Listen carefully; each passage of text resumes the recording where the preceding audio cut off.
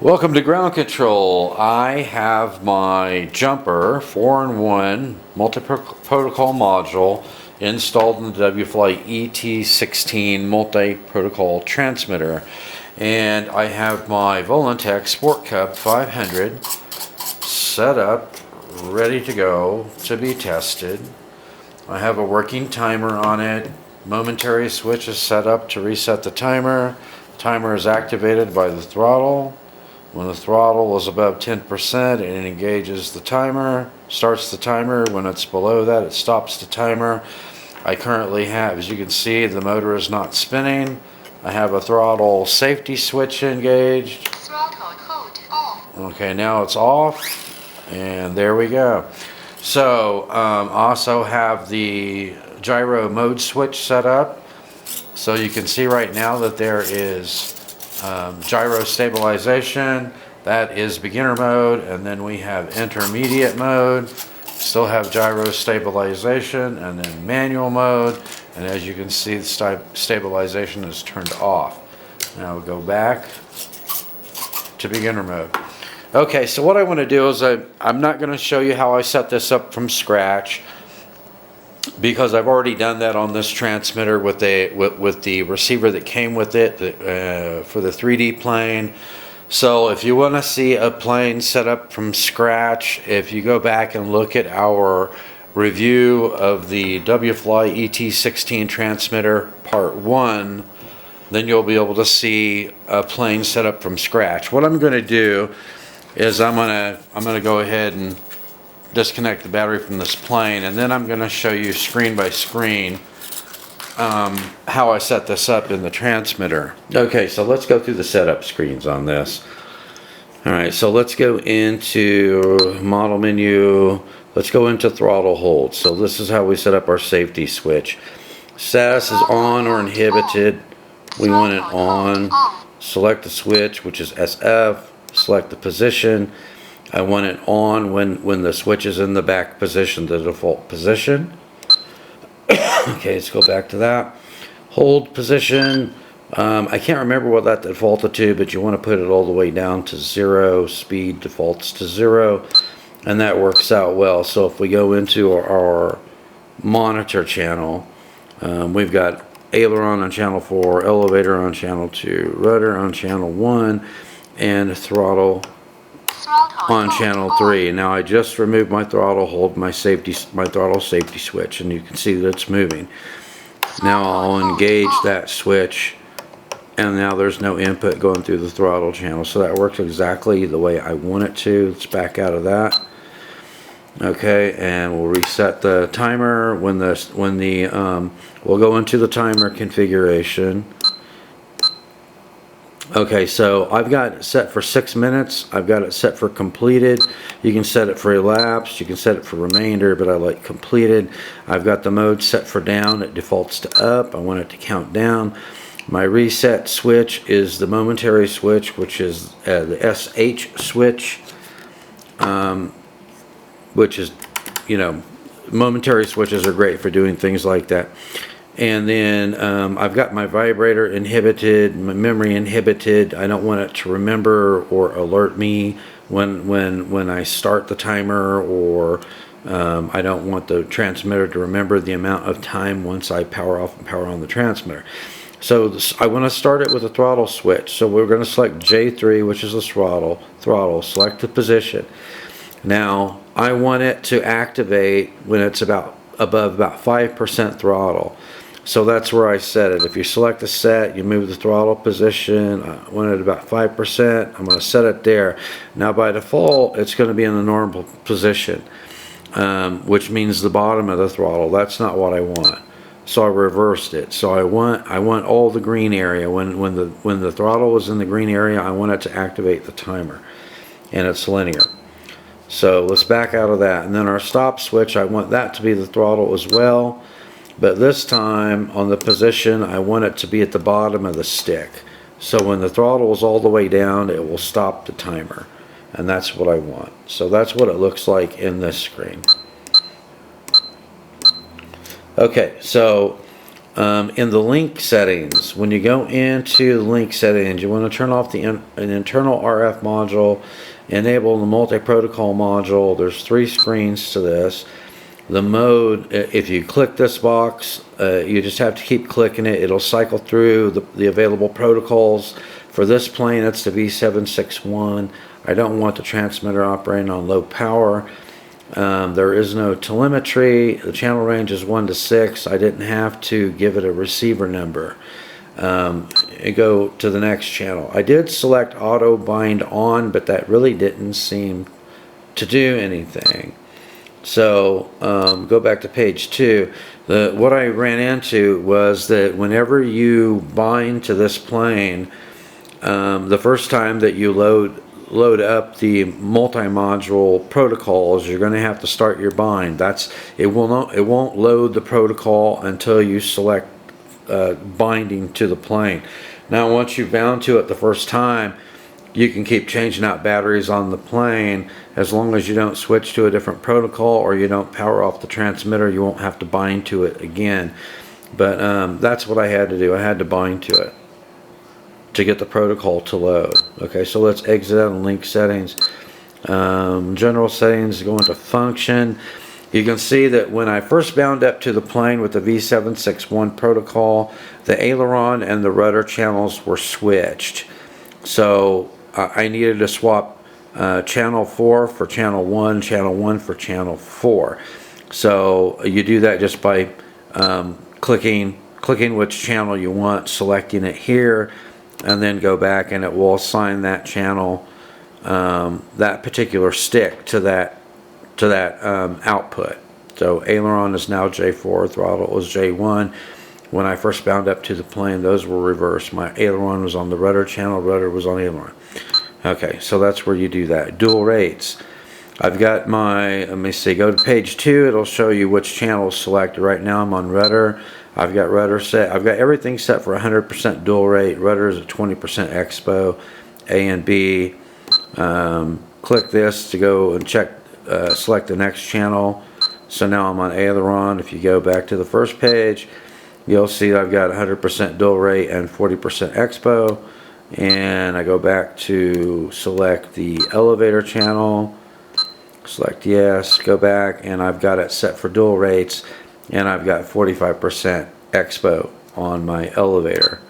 Okay, so we've covered the timer, we covered the throttle hold, we've covered binding, dual rates, and expo. I think that's pretty much it.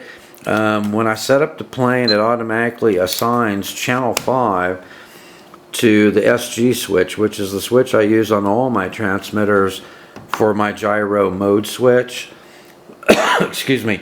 So since the transmitter set that up by default, I did not have to set the switch up manually for beginner, intermediate, and manual mode. It set up the SG switch on channel 5, which is precisely what I needed. And so I didn't have to do anything for that. All you got to do is switch the position of the buttons. Okay, so now that we have everything set up, I've shown you all the configuration screens. Let's take it out to the field, see how well we can fly it with the WFLY ET16 transmitter and the jumper 4-in-1 protocol. I will see you out the field.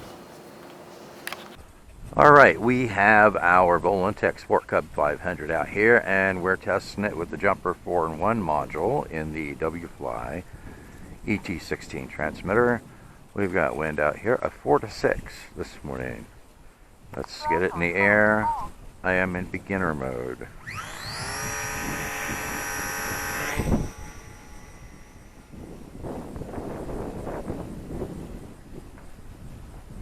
Ooh, fast downwind.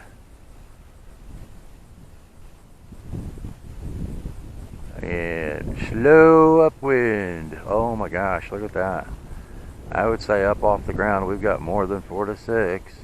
It's a kite. It's a kite, guys. Look at that. Oh my. That is really a slow flying plane. Isn't that amazing? Alright, let's go back downwind.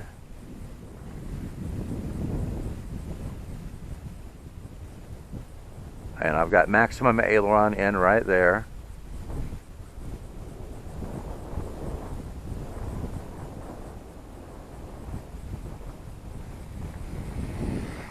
That is such a sweet plane. Alright, let's gas it up, go downwind again. And coming back, upwind.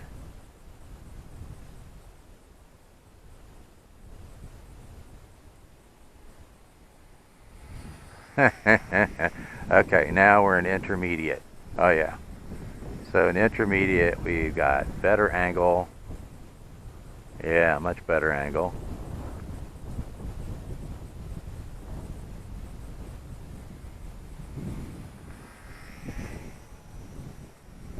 There we go.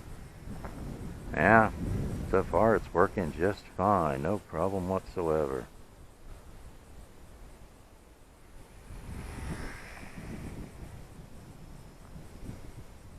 Downwind. I have considerably more angle in intermediate mode on this plane. On some of the other planes, it doesn't seem to be that much difference between beginner mode and intermediate mode, but there is on this plane a significant difference in the amount of angle that you have. I can't remember if this will do. Yes, it will do loops in intermediate mode.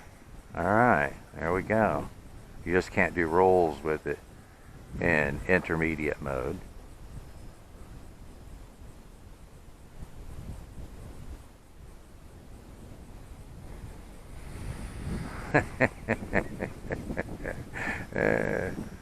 These planes, these gyro stabilized microplanes are a lot of fun in the wind.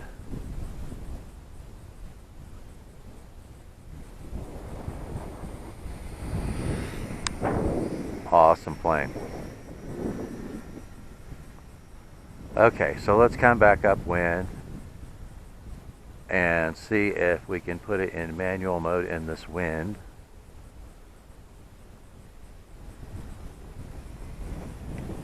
Okay, so we're in manual mode now.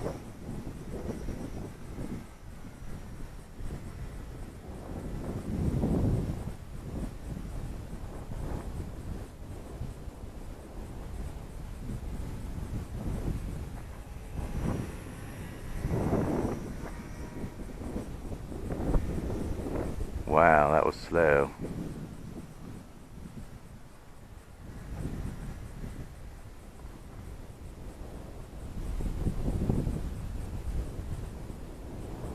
Bit more of a handful in manual mode in this wind.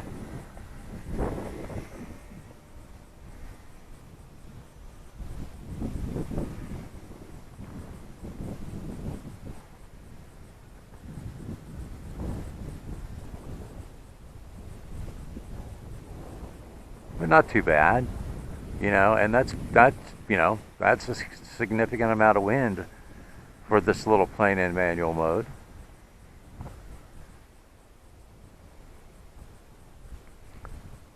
The jumper 4-in-1 module, WFLY ET16S transmitter, working just fine.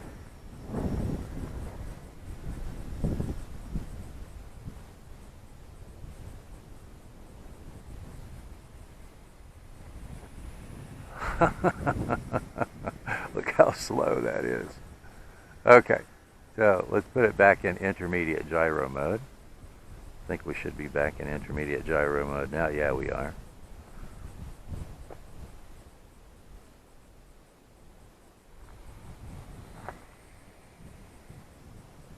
This is my favorite beginner plane of all time so far. It's a blast to fly. It has excellent slow flight capability. It's super stable in gyro mode, even in this wind. You can almost hover it. Yeah, that is close to a hover.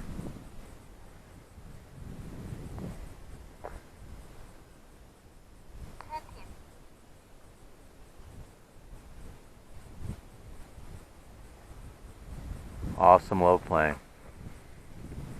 10, 9, 8, 7, Oh, 6, am I running out of time already? 4, 3, 2, 1. Timer 110. Time out. Oh, I have ran out of time. Oh well. Look at that. Yeah, we should have some pretty slow progress here coming in for a landing. Oh.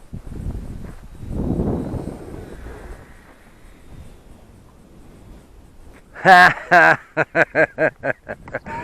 was almost a vertical landing. That is awesome. I love this slow plane.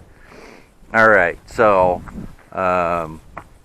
I had a lot of fun this morning. I got to test out the Jumper 4-in-1 modules, working fine in the WFLY ET16 multi-protocol transmitter, and my favorite beginner plane in some significant wind, as you could see.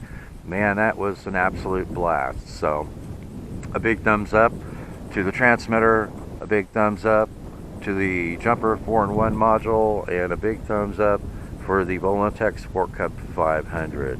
Thanks for watching, and I will see you in the air.